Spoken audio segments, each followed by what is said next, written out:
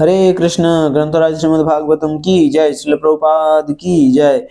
Shrimad Bhagavatam in story form chapter 109 109 109 the Syamantaka jewel. Canto 10. There was a king named Satrajit who lived within the jurisdiction of Dwarka, and he was a great devotee of the sun god. Surya felt great affection for his devotee, and indeed they had a very friendly relationship. As a token of his friendship, Surya had given Satrajit the jewel called Syamantaka, and the king wore it around his neck.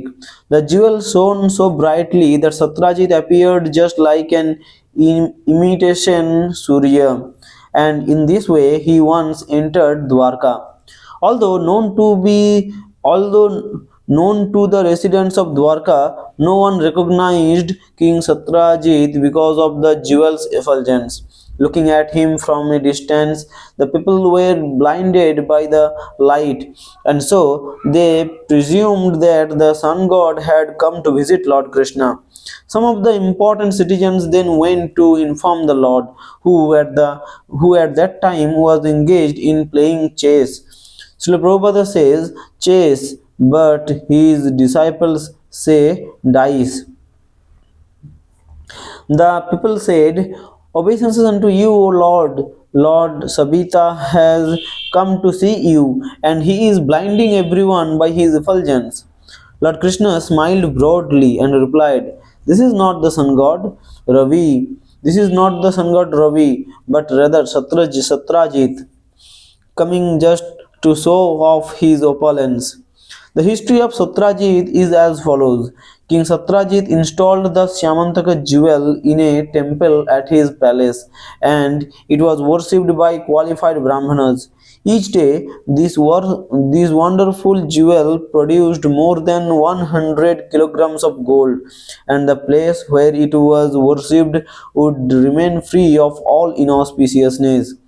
Once Lord Krishna requested Satrajit to donate the Syamantaka jewel to Ugrasena, just to teach that the best of everything should be offered to the king. Being too materialistic and greedy, however, Satrajit refused without giving a second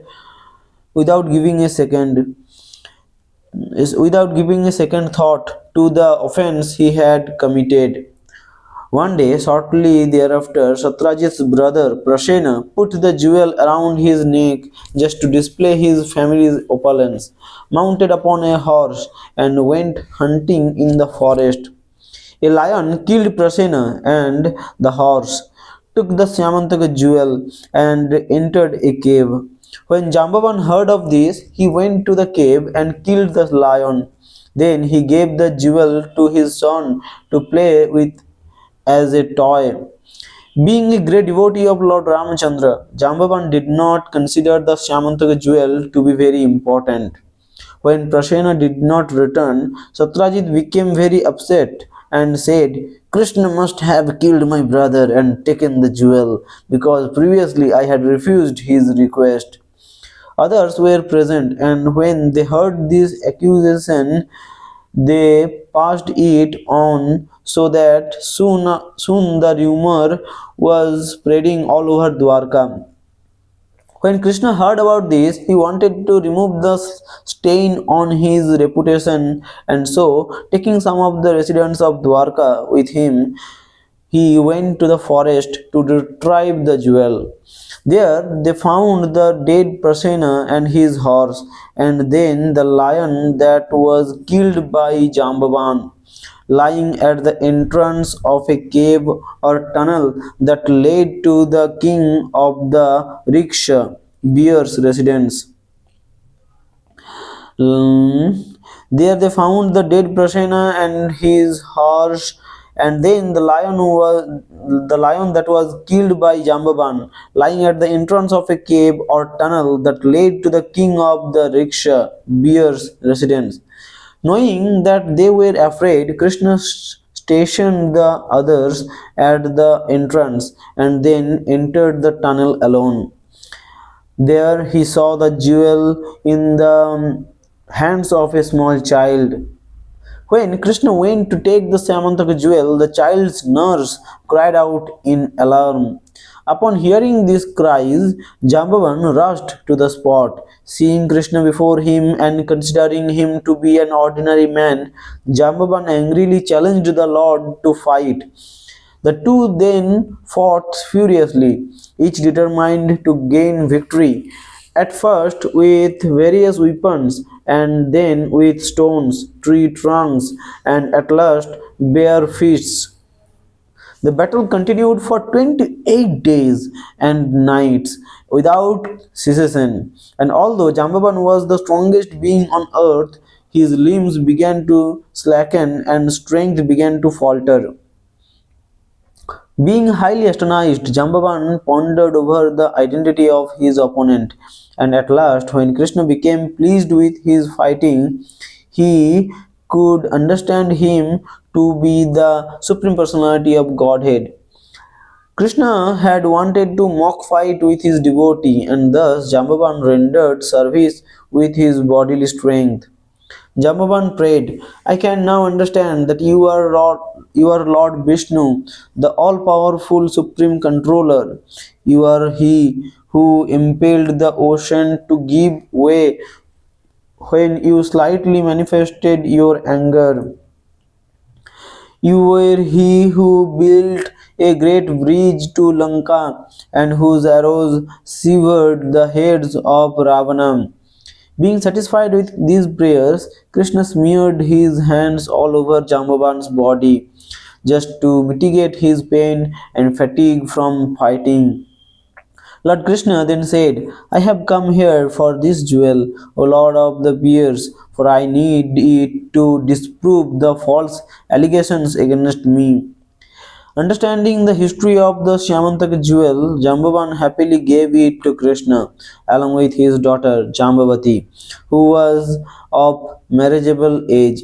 Indeed, Krishna married Jambavati there within the cave. The people from Dwarka who had accompanied Krishna had waited at the entrance of the cave for 12 days. For 12 days. The fight was happened for 28 days, right? 28 days here. 28 here 28 days, 28 days and nights, and the people were staying there for 12 days.